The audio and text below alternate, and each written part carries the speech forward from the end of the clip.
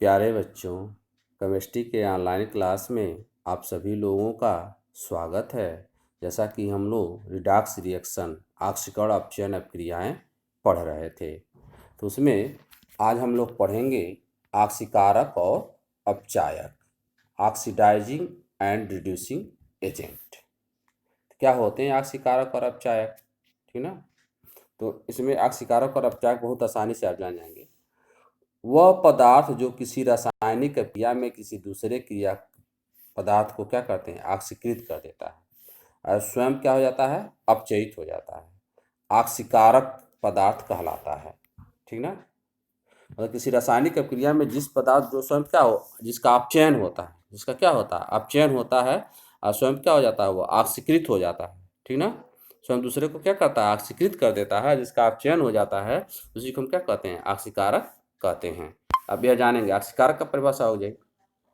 अपचायक का, अपचायक की क्या परिभाषा होती है, वह पदार्थ जो किसी रासायनिक क्रिया में अन्य क्रियाकारी पदार्थ को क्या करे, अपचयित कर दे और स्वयं क्या हो, ऑक्सीकृत हो जाए, मतलब जिसका ऑक्सीकरण हो जाए, ठीक ना, अपचायक पदार्थ कहलाता है।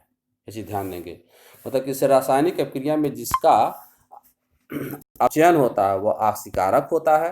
हाँ, मतलब ऑक्सीकारक कौन होगा, ऑक्सीकारक कौन होगा, देखेंगे आप। ऑक्सीकारक वह होगा जिसका रासायनिक अपक्रिया में क्या होगा, अपचयन होगा, जिसका रासायनिक अपक्रिया में क्या होगा, अपचयन होगा।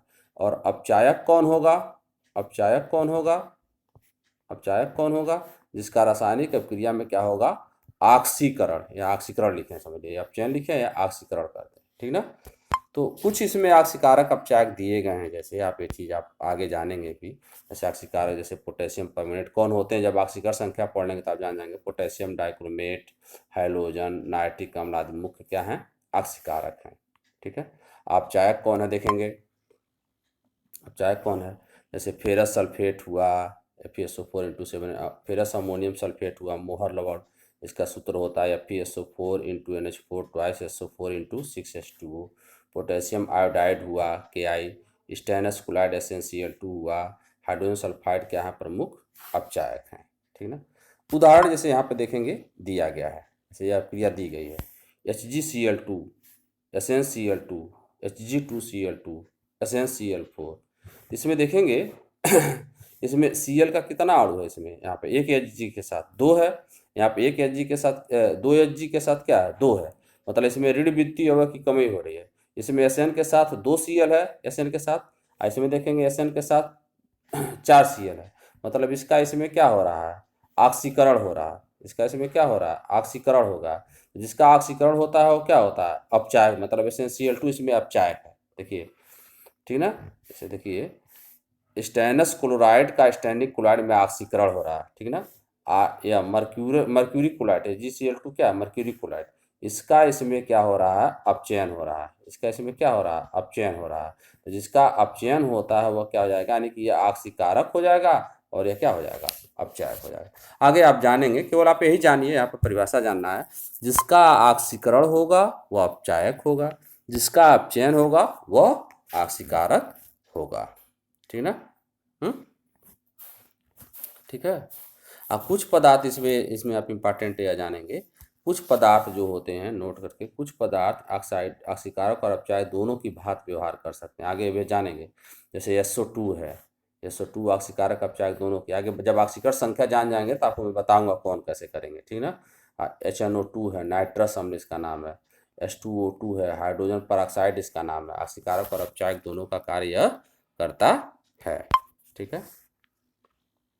अब आ जाएंगे उपोपचय, अपचयोपचय अभिक्रियाएं, ऐसी को हम कहते हैं ऑक्सीकरण अपचयन अभिक्रियाएं। इसी को हम क्या कहते हैं, ऑक्सीकरण अपचयन अभिक्रियाएं या रिडॉक्स रिएक्शंस। रिडॉक्स रिएक्शन ऑक्सीकरण अपचयन अभिक्रियाओं का 60 है, या हिंदी में कहते हैं अपचयोपचय अभिक्रियाएं, ठीक ना। तो रिडॉक्स रिएक्शन का क्या है, जैसे देखेंगे रिडॉक्स का, देखेंगे इसमें रेड प्लस ऑक्स, रेड मस क्या होता है, रिडक्शन, यह रिडक्शन है, और यह क्या है, ऑक्सीडेशन है, यह क्या है, ऑक्सीडेशन लिखा समझ लीजिए, ठीक ना। मतलब रिडक्शन इसमें अपचयन भी हो, ऑक्सीकरण, ऑक्सीकरण अपचयन का 60 फॉर्म क्या है यहाँ पे, रेडॉक्स है, ठीक है। तो इसीलिए हम इसको रेडॉक्स हिंदी में भी लिख देते हैं, रेडॉक्स अपक्रियाएं, ठीक ना। ऑक्सीकरण और अपचयन का क्या है, यह शॉर्ट फॉर्म में है, ठीक है ना। तो ये शॉर्ट फॉर्म है इसका, तो इसको हम रेडॉक्स अपक्रिया लिखते हैं, ठीक ना। तो वे अपक्रियाएं मतलब आप इसकी परिभाषा देखेंगे, क्या बहुत आसान है। मतलब वे अपक्रियाएं जिनमें ऑक्सीकरण और अपचयन दोनों अपक्रियाएं क्या होती हैं, एक साथ होती हैं, रेडॉक्स अपक्रियाएं कहलाती हैं। या करके दिया है डिफिनीशन, वे रासायनिक अपक्रियाएं जिनमें ऑक्सीकरण और अपचयन की क्रियाएं एक साथ एक ही समय पर होती हैं, ऑक्सीकरण अपचयन या रेडॉक्स अपक्रियाएं कहलाती हैं, ठीक ना। जैसे वही चीज़ आपको अपक्रिया दी गई थी, मान लीजिए जो अपक्रिया दी गई थी, जैसे मान लीजिए कि यह 2HgCl2 प्लस SnCl2 आप प्रोडक्ट में Hg2Cl2 प्लस SnCl4, ठीक है, SnCl4 है यहाँ पे। तो यहाँ से यहाँ पे क्या हो रहा है, इसका ऑक्सीकरण हो रहा है। यहाँ से यहाँ क्या हो रहा है, इसका ऑक्सीकरण मैं लिखा हूँ बना के, मतलब HgCl2 से क्या हो रहा है, Hg2Cl2 में, यहाँ से यहाँ क्या हो रहा है, इसका अपचयन हो रहा है। हाँ, तो ये क्या है, रेडॉक्स क्रिया है, जिसमें मतलब एक का ऑक्सीकरण हो और एक का क्या हो, अपचयन हो। आगे ये सब चीज़ें और क्लियर होंगी जब आप आधुनिक सिद्धांत उसमें पढ़ेंगे, जब आधुनिक संकल्पना पढ़ेंगे ऑक्सीकरण अपचयन की, तो उसमें और ये सब चीज़ें क्लियर होंगी, ठीक है। वही उदाहरण यहाँ इस रूप में दिया गया है, देखिए, निम्न क्रिया में ऑक्सीकरण तथा अपचयन क्रिया एक ही समय पर होती है, तो यह रेडॉक्स क्रिया, वही जो ऊपर दिया हूँ। एक क्यू मतलब एक्वस है, एक क्यू यस मतलब सॉलिड है, एक क्यू मतलब एक्वस। ये देख रहे हैं, इसका इससे क्या हो रहा है, इसमें ऑक्सीकरण हो रहा है और इसका इसमें क्या हो रहा है, देखेंगे अपचयन हो रहा है, ठीक है। अब आ जाएंगे इसमें ऑक्सीकरण संख्या। ऑक्सीकरण संख्या होती क्या है, देखेंगे, ऑक्सीडेशन नंबर। यह इंपॉर्टेंट है, मोस्ट इंपॉर्टेंट चीज़ है यह मोस्ट इंपॉर्टेंट है यह ऑक्सीकरण संख्या, ठीक ना। तो क्या होती है ऑक्सीकरण संख्या, किसी यौगिक में किसी परमाणु पर उपस्थित आवेश की संख्या को उस परमाणु की ऑक्सीकरण संख्या कहते हैं, ठीक ना। हाँ, इतना ही लिखेंगे आप डिफिनेशन, ठीक ना। इसे सदा धन या ऋण चिन्हों से प्रदर्शित करते हैं। इसका मान शून्य, धनात्मक, ऋणात्मक या प्रभाजी मतलब भिन्नात्मक, भिन्न के रूप में कुछ भी हो सकता है। जैसे मान लीजिए किसी यौगिक में एक परमाणु पर स्थित, जैसे मान लीजिए हम सोडियम क्लोराइड का है, तो सोडियम क्लोराइड का सूत्र क्या होगा, NaCl। तो इसके एक परमाणु पर स्थित क्या होता है, Na पे क्या होता है +1 और Cl पे क्या होता है -1 होता है ना। यानी कि NaCl में Na की ऑक्सीकरण संख्या कितनी हो गई, +1, और Cl की ऑक्सीकरण संख्या कितनी हो गई, -1, ठीक ना। जैसे यहाँ पे इसमें जो एग्जाम्पल दिया है, जैसे FeCl2 में Fe+2 और 2Cl आयन उपस्थित हैं, अतः Fe की ऑक्सीकरण संख्या +2 और Cl की ऑक्सीकरण संख्या क्या है, -1। एक Cl पे जैसे क्या 2Cl है ना, माइनस है ना, इतना हो जाएगा, ठीक ना। जैसे अन्य भी हम ले सकते हैं, जैसे मान लें कि हम लें MgO लें, MgO लें, तो Mg पे क्या होता है 2+ होता है, O पे क्या होता है होता ना, यहाँ पे +2 है, इस पे क्या होता है 2- होता है। तो Mg की ऑक्सीकरण संख्या कितनी हो गई, +2, और O की ऑक्सीकरण संख्या कितनी हो गई, -2 हो गई, ठीक ना। तो आयनिक यौगिकों पे तो क्या होता है, आयनिक यौगिकों में जैसे यहाँ दिया है नोट करके, आयनिक यौगिकों मतलब वैद्युत संयोजक यौगिक में ऑक्सीकरण संख्या क्या होती है, परमाणु को उपस्थित वास्तविक आवेश को प्रदर्शित करती है। जैसे आयनिक यौगिक जो भी पढ़े होंगे, CaO पढ़े होंगे तो +2 -2, NaCl जैसे पढ़े हैं तो +1 -1, तो स्वाभाविक जो आवेश होता है वही हो जाती है। लेकिन जबकि सहसंयोजक यौगिकों में या परमाणुओं पर उपस्थित आभासी आवेश को, सहसंयोजक में आवेश नहीं रहता जैसे H2O में, उसको निकालने के लिए बताया जाएगा, ठीक ना। तो आप ऑक्सीकरण संख्या की परिभाषा या जान जाएंगे, यहाँ पे जो लिखा गया है, जो किसी यौगिक में किसी परमाणु पर उपस्थित आवेश की उस परमाणु की ऑक्सीकरण संख्या कहते हैं। इसे सदा धन या ऋण चिन्ह से प्रदर्शित करते हैं। इनका मान शून्य, धनात्मक, ऋणात्मक या प्रभाजी मतलब भिन्नात्मक कुछ भी हो सकता है। जैसे उदाहरण मैं NaCl का दिया था, आप वो भी लिख सकते हैं, चाहे अन्य आगे जब आपको बताया जाएगा तो चीज़ें आप जानेंगे, ठीक ना। अब आ जाएंगे आप, यह इंपॉर्टेंट चीज़ है आपका, ऑक्सीकरण संख्या ज्ञात करने के नियम। ऑक्सीकरण संख्या ज्ञात करने के नियम क्या होते हैं, तो किसी यौगिक के अणु अथवा आयन में उपस्थित किसी परमाणु की ऑक्सीकरण संख्या निम्नलिखित नियमों की सहायता से आसानी से ज्ञात की जा सकती है। ठीक ना। पहला दिया है मुक्त या तात्विक अवस्था में सभी तत्वों की ऑक्सीकरण संख्या का मान शून्य होता है। मुक्त अवस्था में भी, जैसे मतलब असंयुक्त अवस्था, जैसे कहीं अकेले तत्व आवर्त सारणी याद किए हैं, जैसे हाइड्रोजन, हीलियम, लिथियम, बेरिलियम याद किए हैं ना। यदि अकेले हो, जैसे सोडियम कहीं अकेले है, तब इसकी ऑक्सीकरण संख्या क्या होगी? शून्य होगी। लेकिन NaCl में शून्य नहीं होगी, अकेले नहीं है, जैसे NaCl के साथ है। या Na2SO4 में क्या होगी? इसकी शून्य नहीं है, Na2SO4 में है। लेकिन अकेले कोई भी तत्व हो, आप लोग ध्यान देंगे यह चीज, अकेले यदि कोई भी तत्व हो, अकेले यदि कोई भी तत्व हो तो उसकी ऑक्सीकरण संख्या क्या होगी? शून्य होगी। या मुक्त अवस्था में जैसे H2, जैसे ऐसा अणु हो जो समान परमाणुओं से मिलकर बना हो, जैसे H2 है, 2H परमाणु है ना, Cl2 है, Br2 है, O2 है, P4 है, S8 है। इसमें सभी S8 में कितने S परमाणु है? 8। P4 में कितने P परमाणु हैं? 4। ऑक्सीजन में कितने O परमाणु हैं? 2। H2 में कितने H परमाणु हैं? 2। तो उसमें क्या होती है? उनकी ऑक्सीकरण संख्या शून्य होती है। मतलब कोई तत्व अकेले हो, मैं बताया हूँ, या जैसे अणु के रूप में, जैसे H2 में H की, He2 में H की, N2 में N की, P4 में P की, S8 में S की ऑक्सीकरण संख्या क्या होती है? शून्य होती है। क्षारीय धातुएं lithium, sodium, potassium, rubidium, caesium, francium आप याद किए आवर्त सारणी में, आवर्त सारणी में याद किए हैं ना। जैसे हाइड्रोजन को छोड़कर जैसे लिथियम होती हैं, सोडियम होती है, पहले वर्ग में sodium, potassium, rubidium, caesium, francium होती है ना, या हाँ, इनको हम क्षारीय धातु कहते हैं। हाइड्रोजन को छोड़कर इनकी जो ऑक्सीकरण संख्या होती है हमेशा क्या होती है? +1 होती है। ठीक ना। या ध्यान देंगे, जैसे यदि हम मान लें, जैसे क्षारीय धातु में जैसे मान लें कि NaCl है, इसकी +1 होती है।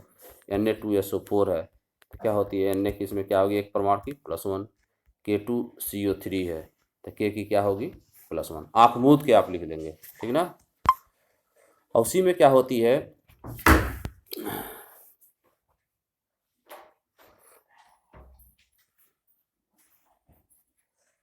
क्षारीय मृदा धातुएं जैसे क्या होती हैं? बेरिलियम। उस वर्ग के बाद द्वितीय वर्ग क्या है? Beryllium, magnesium, calcium, strontium, barium, radium. यदि यह किसी भी यौगिक में है तो इनकी ऑक्सीकरण संख्या क्या होती है? +2 होती है, किसी भी यौगिक में। जैसे हम MgCl2 में लें, Mg की क्या होगी? +2। CaSO4 में लें, Ca की क्या होगी? +2। ठीक ना, ये आप याद कर लेंगे। ठीक है। यौगिकों में ऑक्सीजन परमाणु की ऑक्सीकरण संख्या सामान्यतः -2 होती है, परंतु परऑक्साइडों जैसे H2O2 तथा अन्य परऑक्साइडों में ऑक्सीजन की ऑक्सीकरण संख्या -1 होती है। और सुपर ऑक्साइडों में -1/2 होती है। और OF2 में क्या होती है? +2 होती है। पेरोक्साइड होते क्या हैं? पेरोक्साइड वो होते हैं जिसमें ऑक्सीजन और ऑक्सीजन एकल बंध से जुड़े हों। दोनों क्या हो? ऑक्सीजन किसी यौगिक में एकल बंध से जुड़े हों और दोनों पे माइनस चार्ज कितना हो? -2। तो एक ऑक्सीजन पे कितना चार्ज हो जाएगा? -1। जैसे H2O2 में यदि हम देखें तो इसकी संरचना यदि हम बनाए HOOOH, तो देखेंगे यह सिंगल बॉन्ड से ऑक्सीजन ऑक्सीजन जुड़े हैं, ठीक ना। तो यही क्या है? पेरोक्साइड बंध है। यही क्या है आपका? पेरोक्साइड बंध है, ठीक ना। हाँ। तो -2 होती है, -1 होती है। और सुपर ऑक्साइड जैसे देखेंगे पोटेशियम सुपर ऑक्साइड KO2, तो इसमें क्या होती है? ऑक्सीजन ऑक्सीजन तो एकल बंध से जुड़े रहते हैं, लेकिन दोनों पे -1 चार्ज होता है। -1 दो पे होगा तो एक पे कितना हो जाएगा? -1/2। यानी कि इनकी ऑक्सीकरण संख्या क्या होती है? -1/2। और OF2 एक अपवाद है, OF2 में O की ऑक्सीकरण संख्या कितनी होती है? +2 होती है। तो यह याद कर लेंगे, ठीक ना। हाइड्राइडों के अतिरिक्त अन्य सभी यौगिकों में हाइड्रोजन की ऑक्सीकरण संख्या +1 होती है। हाइड्राइड के अतिरिक्त जैसे मान लीजिए H2O में H की ऑक्सीकरण संख्या +1, H2SO4 में H की ऑक्सीकरण संख्या +1, HCl में H की ऑक्सीकरण संख्या +1, ठीक ना। किसी भी में भी होगी, परंतु +1 होती है, ठीक ना। हाइड्राइड KSCA2 आज सक्रिय धातुओं के हाइड्राइडों में हाइड्राइड आयन होता है H पे-, ठीक ना। H पे-1 को हाइड्राइड बोलते हैं, इसी को लिख लेंगे आप, H1 बराबर हाइड्राइड आयन। अब कब मतलब हाइड्रोजन जब सक्रिय धातु से जुड़ा हो, जैसे मान लीजिए कि KH से जुड़ा हो, हाँ, NaH से जुड़ा हो, Na से जुड़ा हो, तब इसकी ऑक्सीकरण संख्या कितनी होती है? -1 होती है। कितनी होती है? -1 होती है। ठीक ना। फ्लोरीन की, हैलोजन आता है आपका, देखेंगे फ्लोरीन, क्लोरीन, ब्रोमीन, आयोडीन आता है ना। तो फ्लोरीन की ऑक्सीकरण संख्या इनके यौगिकों में सदैव -1 होती है। फ्लोरीन की ऑक्सीकरण संख्या इनके यौगिकों में सदैव क्या होती है? -1 होती है।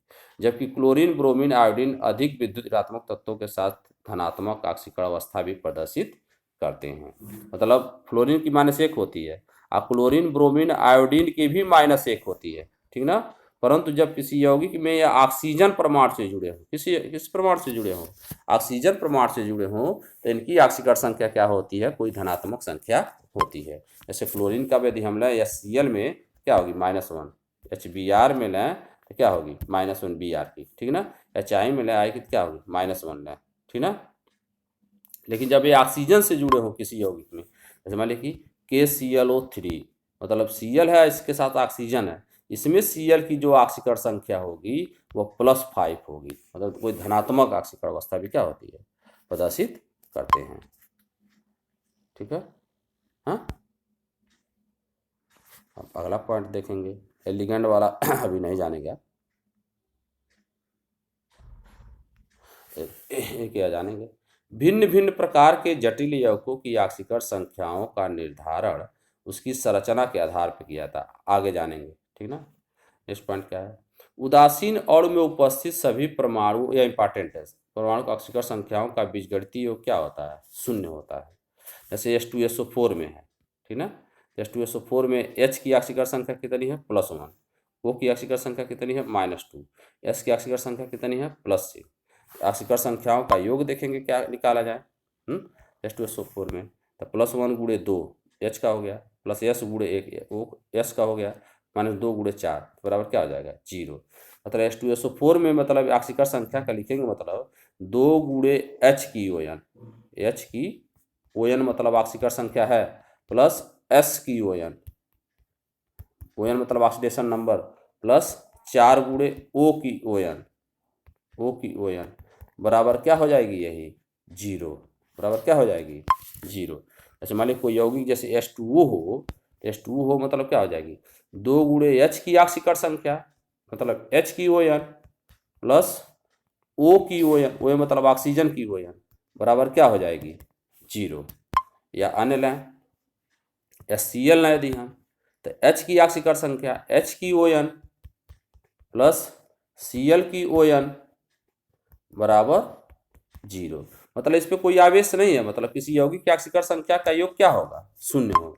यौगिक की ऑक्सीकरण संख्या का योग क्या होगा? 0 होगा। ठीक ना। और सरल आयन जैसे होते हैं, सरल आयनों की ऑक्सीकरण संख्या उन पर स्थित आवेश की क्या होती है? बराबर होती है। जैसे अतः NH4 का क्या हो जाएगा? +1, लिथियम का +1, Li plus, Ca2 plus, Al3 plus, SN4 की ऑक्सीकरण संख्या क्रमशः क्या है? +1 +1 -2 +3 +1। ठीक ना। और जैसे कोई भी आयन होगा ऑक्सीकरण संख्या, जैसे मान लीजिए कोई आयन जैसे जैसे SO4 पे 2 माइनस है, तो इसकी ऑक्सीकरण संख्या क्या हो जाएगी? -2। ठीक ना। Cl पे माइनस है, कितनी हो जाएगी? -1। H पे प्लस है, कितनी हो जाएगी? +1। ठीक ना। बोला। हाँ। यह इंपॉर्टेंट है। अगला चीज, किसी आयन में उपस्थित सभी तत्वों की, जैसे यहाँ पे जो दिया है यह देखेंगे, यह सभी तत्वों की ऑक्सीकरण संख्याओं का योग उस पर स्थित आवेश की क्या होती है? बराबर होती है। उस पर स्थित आवेश के बराबर होती है। जैसे SO4 2 माइनस यदि है, SO4 यदि 2 माइनस है तो क्या हो जाएगी? S की ON, S की ऑक्सीकरण संख्या -4 गुणे O की ON, O की ON बराबर आवेश कितना है? -2। ठीक ना। जैसे मान लीजिए कि आ जाए आपका यह NH4 प्लस। ठीक है। तो N की ON +4 गुणे H की ON बराबर कितना हो जाएगा? +1। +1 आवेश है ना, यही कहा जा रहा है। ठीक ना। तो इतना आपको नियम बताया गया है इसमें। तो नियम क्या करेंगे आप घर पे, जैसे जब इसको पढ़ेंगे तो इसको 2-3 बार देख कर आप क्या करेंगे, नियम को अधिक से अधिक याद करने का आप प्रयास करेंगे। ठीक ना। अगले लेक्चर में आपको इसमें ऑक्सीकरण संख्या निकालना बताया जाएगा, जो बहुत ही इंपॉर्टेंट है। ऑक्सीकरण संख्या यदि आप निकालना जान गए, समझ लिए कि यह चैप्टर आप समझ जाएंगे। ठीक है बच्चों। तो आज के क्लास में आप सभी लोगों का बहुत बहुत धन्यवाद।